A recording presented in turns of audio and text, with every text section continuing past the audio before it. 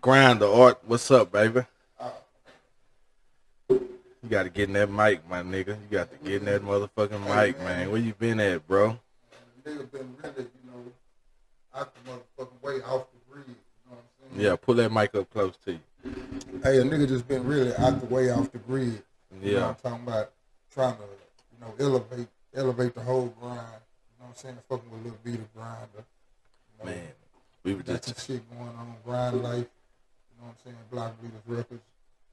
We just finna try to, do something real for the millennium mass. man. I'm Square really caught business. up on motherfucking words. You good, my nigga? Shit, we just was jamming that motherfucking little beat of grinder, man. That nobody, man. Shit, B, how we get here today, man? Like how we get here? When in the motherfucking 80s. How old you? I'm 40. I'm right behind you. All right, so bam, I, you right. I tell a nigga I'm 21 with So- 20 years of experience. Goddamn me. So in motherfucking me, 88, 90, 91, man. What was your influences in hip hop, this rap shit, man? Who you was listening to? Man, I'm be totally honest with you, man. I got introduced before Screw put me on a whole lot of West Coast artists and stuff in his mixes, man. I really was on Bone Thugs and Harmony, bro. Oh, square business. You know what I'm saying? I really came up listening to Bone Thugs. I really just thought the way them boys sing and rap and put it together, I thought it was pretty clever. So, I started out just really being a Bone Thugs and Harmony dude. Then I drifted off into the Screw mixes, and I got introduced to Snoop Dogg. You know what I'm saying? How did happen? How you get introduced to Snoop? Oh, just on the mute, not personally. No, Saying not personally, Okay, but gotcha. through the music. You know what I'm saying? And then Master P came along.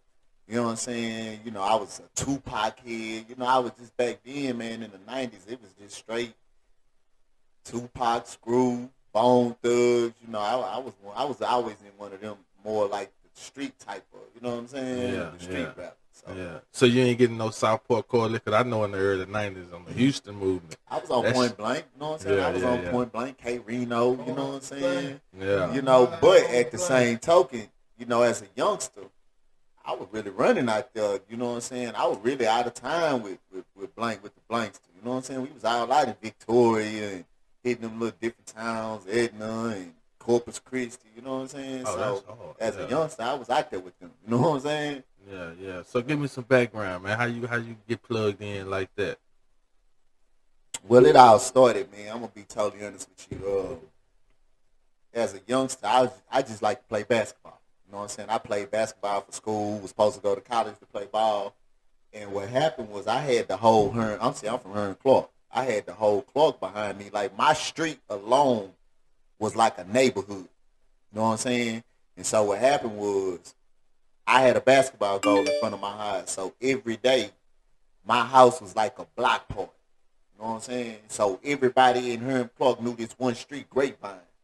And I was like the main nigga that everybody knew on Grapevine, and everybody used to call me Lil B. So what happened was Trans Zero and them had a song that really put them on the map through Screw mixes, which was Keep Watching Me. You know what I'm saying? Yeah. And because I was cutting hair back then, so Trey, you know what I'm saying, he came through Hearn Clark. His ain't them stayed around there. You know what I'm saying? So Trey came through the street one day and Trey, said, Trey, know Trey. I'm sorry, because I know him way back in the gap. Yeah. Trey the Truth. Trey You know the what I'm saying? Truth. Y'all know him as Trey the Truth. So Trey the Truth, came through the street one day and he seen me sitting out there in the yard I was standing out there in the front of the house cutting hair. I used to cut hair, we used to hoop. Niggas used to be out there blowing, hanging out, everything. So when Trey came through, you know what I'm saying, he seen I cut hair. One day he needed a haircut. He came through and, hey, man, you think you can cut my hair? And so I started cutting his hair. We developed a relationship at that point real young.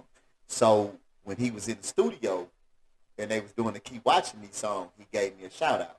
Yeah. So on the Keep Watching Me song, he was like, finna go get Lil B up off the Grapevine. You know what I'm saying? Yeah. And that's where Lil B was birthed into the ears of the music world. You know what I'm saying? So when Screw playing that song, and that song was a real street hit, you know what I'm saying? Yeah. Everybody was like, Trey, Zero, Dougie, Gorilla Mall, Tag, you know what I'm saying? Yeah, yeah. Boom. But because I was, you know, probably one of the only ones that had a individual shout out in the song, it just put me in the situation where, oh, you Lil B he was talking about. Yeah. So that's how Lil B was birthed, you know, and I just kind of really hung around him for a little bit, built relationships, and I realized that I had a talent. I discovered it late because I was the one that was fly. I'm gonna come around. I ain't gonna lie. I'm finna fuck these hoes. I'm finna wear this jewelry. You know what I'm saying? Y'all niggas rap. I just hang. I'm playing video games while y'all writing rap. So for all y'all listening out there, we finna really give y'all a real Houston background for music shit. So I got older brothers, right? Yeah. That fuck with Dinky. Yeah, Dinky. A lot of people don't know Dinky could rap his ass off. Give me some Dinky story. But Dinky was already locked up, probably. He was already locked up. Damn. But because I'm gonna be honest with you, man. Look, our relationship and our bond was so tight, man. Yeah. I ain't Debbie. That's Trey. We couldn't nobody tell us we wasn't cousins. You know what I'm saying? Yeah. So I was so close knit with the family. You know what I'm saying? It was just like J-Ton was little dude. You know what I'm saying? Okay, yeah. Little dude, but at the same token, we all developed shit. We family, you know what I'm saying? Outside of all of the music, we was family. We came up with a clique called South Clique. Yeah. And if you listen to some of Zero stuff back in the day, he would be talking about SK South Clique. That was a little clique that we had before, you know, we turned into Slab, Slow Ride, and Banging, or a group, any type of group. It was just South Clique. It was just some cats from Mo City, Clark, Northside, you know, we all just came together, call ourselves South Clique. But yeah, that's just kind of pretty much how I got introduced to it. But it was more or less like I stuck around more on a personal level. Yeah. And with Dinky, to answer your question, with Dinky, he was already gone. But the stories that I was hearing about Dinky, he was the truth on the mic. Yes, see, I ain't gonna lie to you, bro. Back then, I wasn't hearing no stories about Dinky rapping. I was just hearing stories about how that nigga was a motherfucking menace to society. Yeah. You know what I'm saying? But he was the truth on the mic. Yeah, My older yeah, brothers yeah, and them, that's all they used to say. That nigga had, he was and maybe that I ain't gonna say maybe that makes sense why. Yeah. Trey took it upon himself to say, "I am my brother's keeper," and he made it his duty to say he gonna rap. Yeah, because in actuality, he.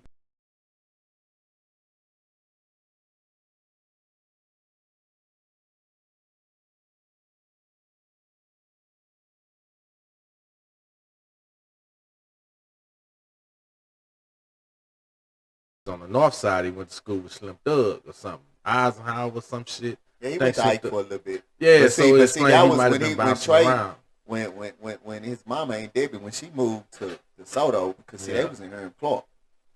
They was in her in Clark. That's how me and him clicked up. Yeah. You know what I'm saying?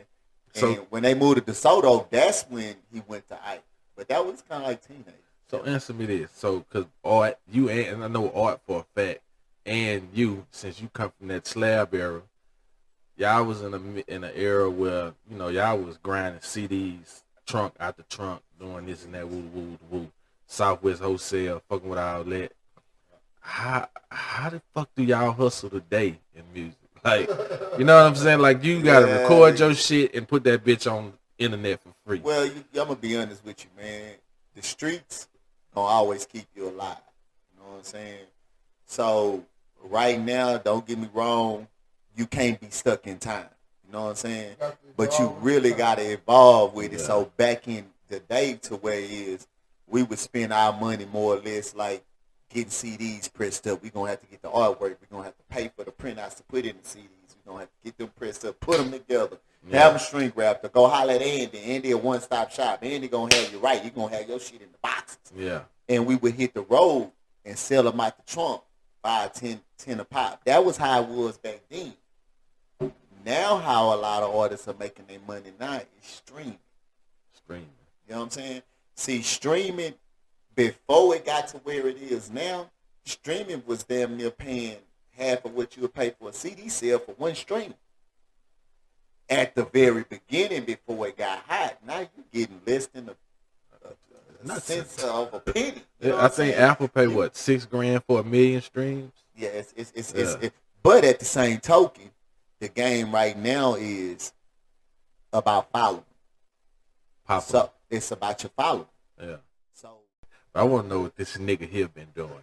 Cause look, me and my wife, right? We sitting back, we doing a little movie thing one night. So I seen the movie when I was out in the back, just scrolling on my phone, like, man, what the fuck I'm gonna watch when I get home? So I seen this little movie. I forget what the fuck the name of it is. Candy. Yeah, this nigga know where I'm going with it too. So we sitting back watching the movie. I'm like, man, damn, it's a movie that's shot in Houston.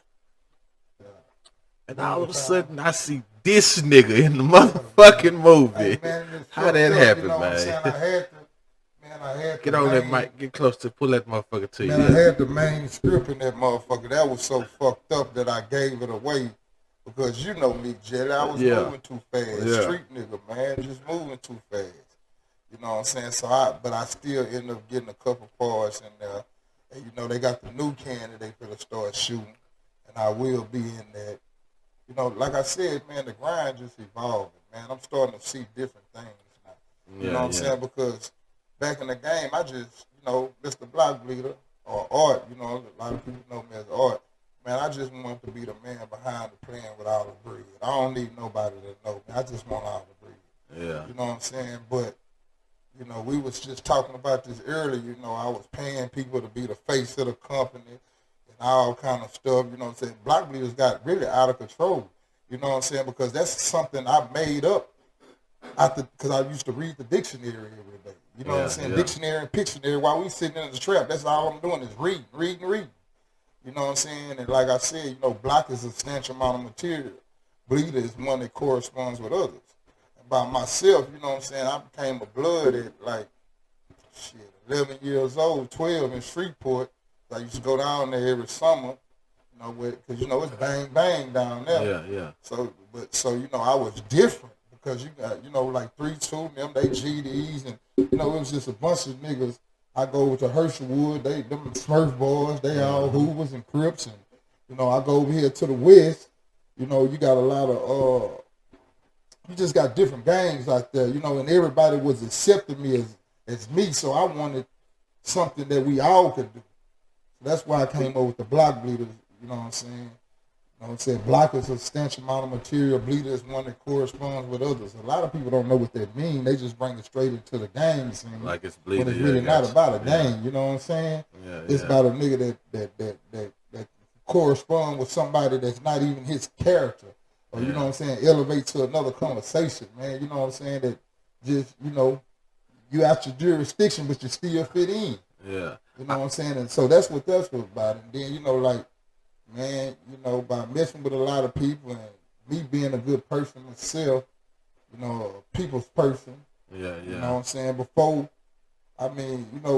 all the gang ties and all that, you know what I'm saying, people respected me as a person, or it could be even as an asset, you know what I'm saying? Yeah. To where they just want to know how to make the money, because I done made money all my life, man. Man, if anybody know me, when I came from 3rd Ward to Mo City, I was riding slab at 14 years old, fully loaded. And I was finna say, let me tell you what I was finna say. I know this new shit with the streams and shit ain't affecting you, because ever since I known you, you've been selling merch and all that type of shit. So, you know, that's the game now. It's been like, and then, Jerry, you actually know me, you know what I'm saying? And then it's just like, man, that's what I always been, man. That's what I always been accustomed to. Things that revolve around the streets, but now I'm trying to step outside the box and do something different, man, and actually, you know what I'm saying, just build a brand. Yeah. You know what I'm saying, and mess with people that's about their business. You know what I'm saying? Man, you just said some shit. I'm gonna let you keep going, but you just said some shit that by 3-2, and I know both of y'all, because you from the club. I know y'all fuck with 3-2. And that's a legend, man. Rest in peace, 3-2. I'm talking about that is a real. Man, hold on. Let me stop this right here, man. Yeah. See, people didn't know what kind of person 3 was. Exactly. You dig?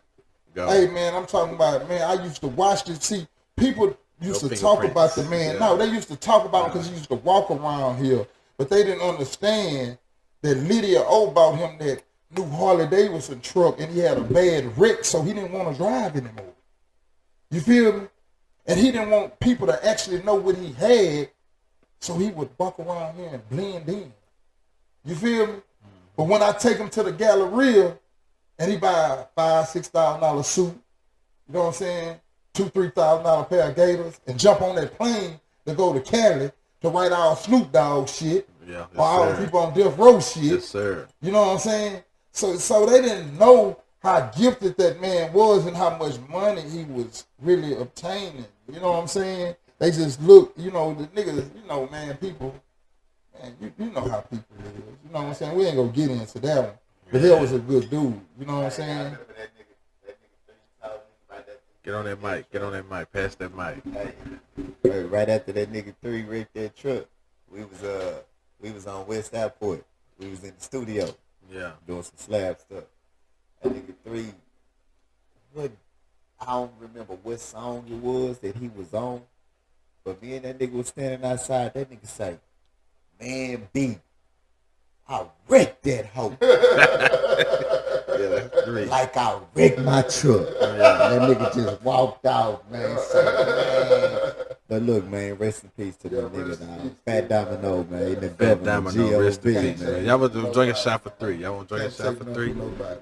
But Jelly, you know what I'm saying? It's just, you know, A shot for like 3. me, I just got off the grid for a minute. You know, I said I had to go do me a couple of little bids and shit like this, little lessons learned, little lessons taught. You feel me? I don't take none of that shit back though because it made me the man who I am. You feel me? Boy, I say take a shot. That's my shot glass. We ain't finna just be in this bitch just drinking shot. I know it's late night, but you know 3-2. That's a goddamn legend, man. We're gonna drink a shot for 3. Man. Give me a shot. Hey man, this one for 3. Man. Little boy. God damn. And look, that what I just had. God damn, that motherfucker was good. I just had some guests last week on the show, right? Yeah. And they, you know, they was young, but they shout out to UT Quan. But he was talking about rappers not putting people on like the older generation and shit. So my thing was to him, I was like, shit, nigga, we from the 4th largest city in America. Like, nigga, you supposed to know how to get money down here regardless. That wasn't a big. I mean, Jelly, you know me. That's why I respect the grinder right here sitting to the left of me. I respect Jelly right here sitting to the right of me. Because both of these people know me. My thing was, it wasn't about the rap. It was about the money. I'm a nigga that's going to go chase the money. Got to go. You feel me? You know what I'm saying? The rap shit, the only reason I'm doing this shit is like I was nominated for it. You know, like Screw them, they always, because, you know, my uncle is Russell Washington. Yeah. You know what I'm saying? To put out Big UK, Russ. Another legend. You know what I'm saying? I ain't know that Point too, blank. nigga. Yeah, that's my blood relative, yeah, man. yeah. You know what I I'm ain't saying? I know love that Russ. neither. Shout outs to Big Time Records, man. But you know what he told me, because I had Kano, I had a couple more artists, N.O. Joe, you know, a couple more artists. And I brought them to the table with him, and Russ told me, like, what? Let me tell you. He say, I want you to get the fuck up, turn around, and get out of my office. Go get you because if you come back in here, it's going to be business. When you sit down in my chair, my nigga, business is business. Yeah. So I expect you to go learn your business, because this shit is business. And I walked out of there that day, I was like, I'm tripping. I must be getting high. Yeah. You know what I'm saying? But by the time I got high and marinated on it, I'm like, man, I'm on some real shit. Put Screw on the map. But I'm on some real shit. Because this shit got to be business. Or it be business. Because you know what I'm saying? When you get these niggas and different shit that might got talent and whatever they're above, like they did me, you know, they abuse your privileges, my nigga. Yeah. A nigga don't give a damn about your money. You know what I'm saying? Nigga don't give a damn about your money.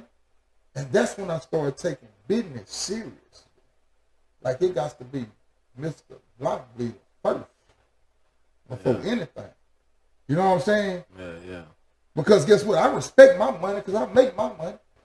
You know what I'm saying? A nigga ain't gonna respect. Niggas drive all my cars and all kind of shit. You know what I'm saying? I always had a lot of wheels gonna be on the street. For real. So like I say 14. Fully loaded. I'm playing video games while they writing raps. I ain't never wrote no rap. I always thought I could freestyle a little bit. So I get to college. One of my boys is a DJ. Yeah. He ended up having a dorm where we just going in. All we doing is freestyle. So I built up a confidence that I could freestyle. So what happened was I come back to the city from Prairie View one day, and we in there. Trey let me hear some stuff that he working on, and he let me hear a song with J-Ton on it. So when I hear the song with J-Ton on it, my confidence high now because I've been freestyling in college now, so I got a little confidence. Yeah, yeah. I say, man, I'm listening to J-Ton on the song. I say, man, you got J-Ton on the song. You could have put me on the song. Yeah. So immediately when I said that, he just gave me a pen and pad and said, here, just put me on the spot. Yeah. You know what I'm saying? So anyway, I started writing a rap. You know what I'm saying? I wrote my first rap. I was 18 years old at the time. Wrote my first rap, and that's when it started. It was me, Trey, and J-Ton. With Slab and Dougie. Yeah. Me, Trey, J-Ton, and Dougie, man, and we just started grinding. You know what I'm saying? We was going out of town. What happened was back then, Dougie was living life. You know what I'm saying? Dougie gonna get up and go to work. He gonna hustle on the side, get him a job. He gonna have a job. I ain't finna stop working. Dougie, you gonna have to come through this motherfucker, nigga. So what I'm saying. Yeah. So I said that to say this. Yeah. It was me. Yeah. Back then, it was me, Trey, and one of my guys, my business partner that's overseas right now. Yeah. His name AB. A lot of people didn't know about AB. But it was me, Trey, and AB.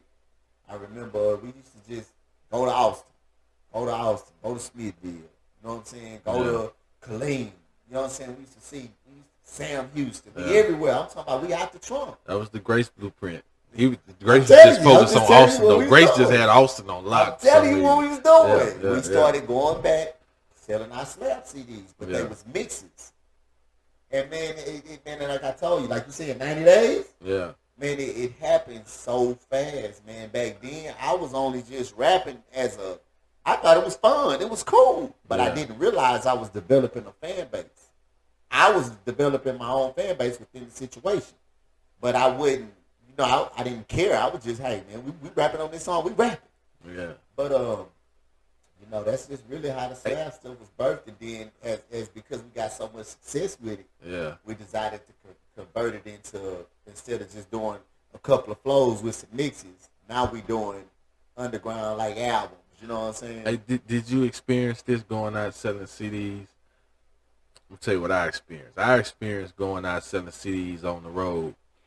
White people buy nigga shit like a motherfucker, bro. Man, they love us on the road. Even police, bro. Yeah, it's like they go right and they fight here. How much you selling the for? The police will pull us over. Yeah. We sitting on side the highway. They look and we say we rappers.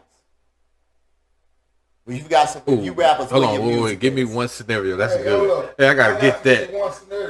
Yeah, give a nigga a scenario of that, dog. So look, yeah, we gonna let Mr. Blockbleeder. Oh, you gonna go first? Yeah. Listen, bro. I was on tour with Kevin Gates before I got locked up. All right, come on with it.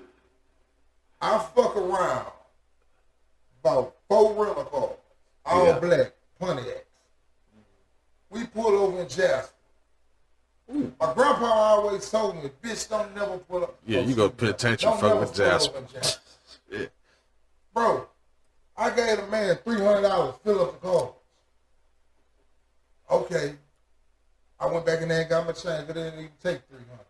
I don't know what I was thinking, bro. I got back up on the freeway. I'm talking about when we was getting on the freeway, I seen the law cars come. Yeah. Jam me up. I got my music, I got my posters, I got everything. Yeah. You feel me? Get in the back of the car. Get in the back. They took me to shit. I said, I got a show to go to. They took me to shit. Told me I was intoxicated. Shit, I ain't did no shit in 9 years. They racist in Jasper. They took me to jail. You know what I'm saying? Because guess what? I got all the money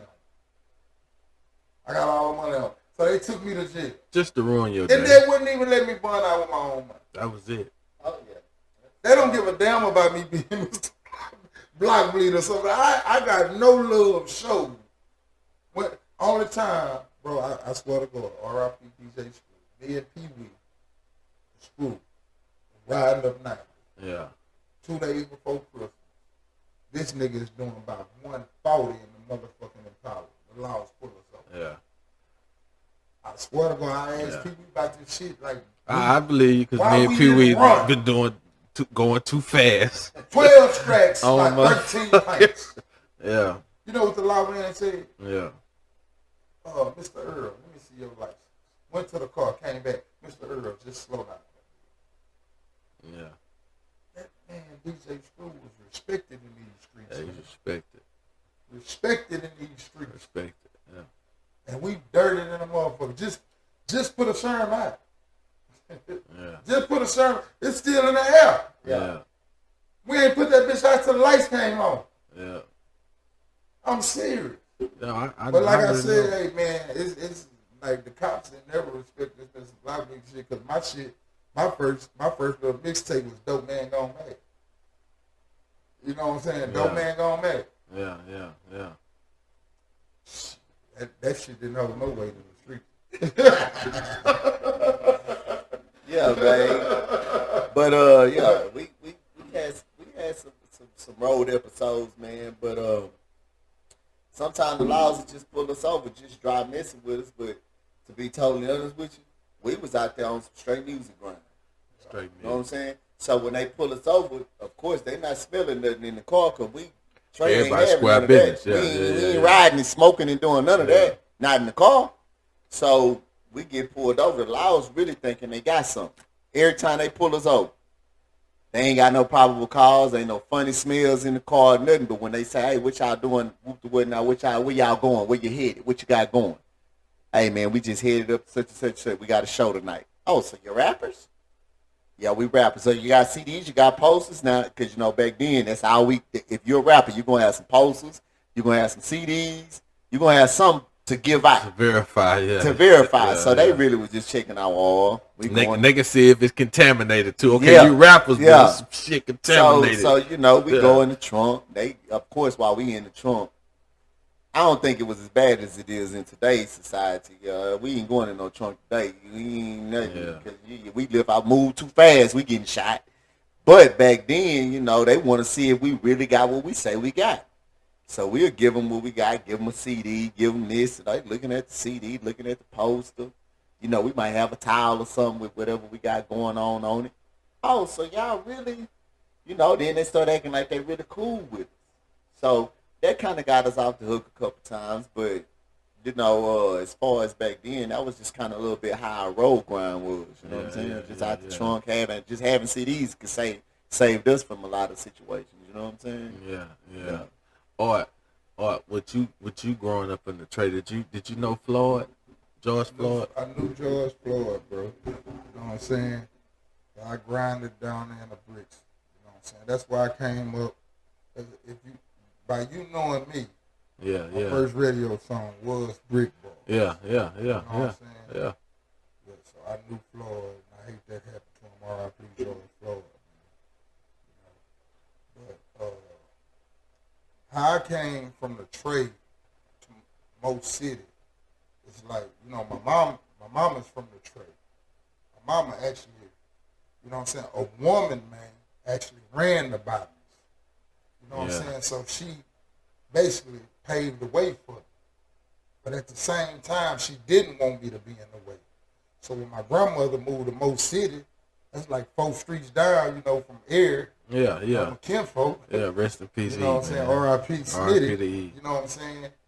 So she wanted me to not, you know, she felt like Mo City was a better place for me to grow up than Third Ward at the time. I'm going to ask you something about that in a few, too. Keep going. You know what I'm saying? So, you know what I'm saying? I moved with my grandmother to Mo City when I was really catching a 98 Red Hill back to Third Ward every day.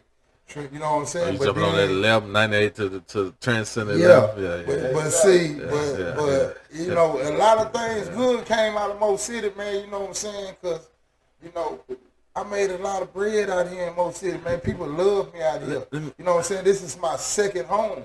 You know what I'm saying? Mo City. I would claim Mo City, man, because that's where, you know, I made a lot of bread out here. My stomping grounds, man. Let me ask you something, though. Because I grew up in Mo City, right? In Mo City. Now, my old man from Trinity Garden. Yeah. My T-lady from the country. Yeah. You know what I'm saying? But my old man, he from the hood. My Trinity Garden homestead where my old man is from.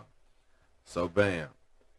Mo City was the place to go, you know, for blacks at a point in time. But it was for, you know. But it's not really...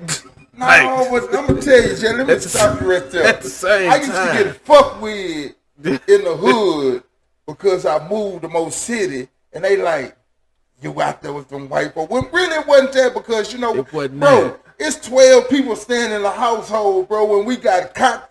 Bro, the motherfucking rooms is looking like Tetris. Yes. Cause I got my uncle there, I got my uncle kids there, I got, you know, I mean, everybody's there. My grandmother, my grandfather. And look, for the record, we don't want to get it fucked up. Mo City is not third ward. Mo City is not third ward. It's definitely not third ward. Mo City is still gutter, man. Yeah, you know like I don't understand it.